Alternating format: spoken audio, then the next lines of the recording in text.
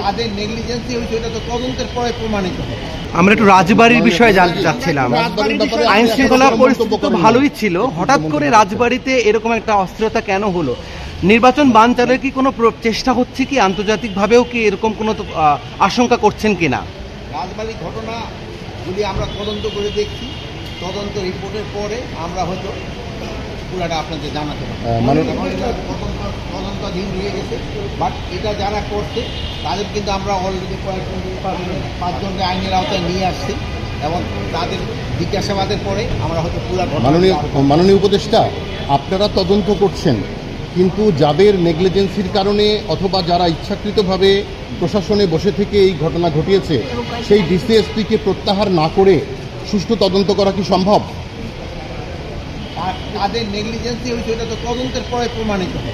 আমি তো আগে তো যদি সবাই সরাই যাই তো আমি তদন্তের কোনো ইম্পর্টেন্স দিলাম না। তদন্তের পরে কে দোষী কে নির্দোষী প্রমাণিত হবে। যদি কেউ দোষী প্রমাণিত হয় তার এগেনস্টে অ্যাকশন নেওয়া হবে, আর যে যদি নির্দোষ হয় তো তার এগেনস্টে কোনো অ্যাকশন নেওয়া হবে। এখন তদন্ত না করে আমি কীভাবে বলবো সেই দোষী, এটা তো তবে আমাদের সেই ইসের মতো হয়ে যায়। জাতীয় নির্বাচনের আগে একটি বড় মব আমরা দেখলাম রাজবাড়ীতে। এমন বাস্তবতায় হচ্ছে নির্বাচনে জনগণের যে একটি অংশগ্রহণ এটি বাধাগ্রস্ত করবে কিনা আশঙ্কা আপনি কি দেখছেন? না, জনগণের অংশগ্রহণ, জনগণ যে সময় নির্বাচনমুখী হয়ে যাবে সেই সময় তাদের কেউ বাধা দিতে পারবে। সেই সময় জনগণ যে সময় একদিকে চলে যাবে নির্বাচনের দিকে, সেই সময় তাদের কেউ প্রতিহত করতে পারবে না, তারা ভোট কেন্দ্রের দিকে যেতে থাকবে।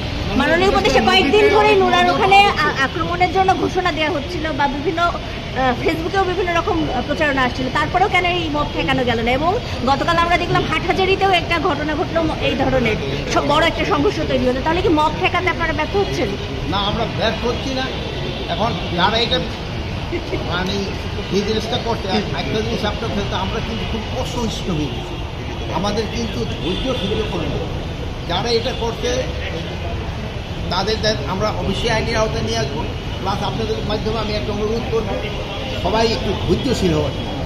একটু যদি ধৈর্য না থাকে কোনো কিছুতে কারো কোনো ধৈর্য নেই, সাথে সাথে কথা এই যে দেখেন যে আপনি যদি ধৈর্য আমি তখন হারাই, যেহেতু আপনার বয়স তো কম, আমার তো 70 উপরে গানতে ভুলে গেছে।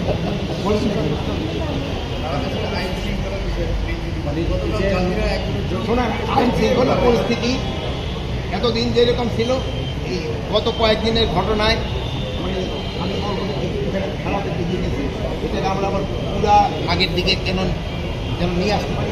তাহলে কি মাননীয় উপদেষ্টা সরকারকে অস্থিতিশীল করতে বা সরকারকে অশান্ত করতে কোনো মুন্সিগঞ্জের আসামিরা পালিয়ে গেল কি করে?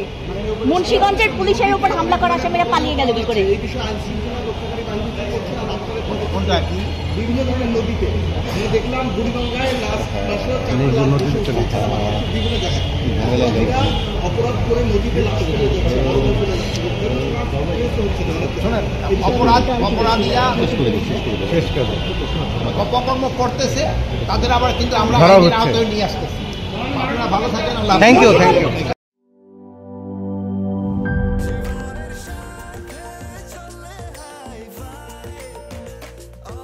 স্বাস্থ্যকর অল টাইম, সব সময় অল টাইম হেলদি লাইফ।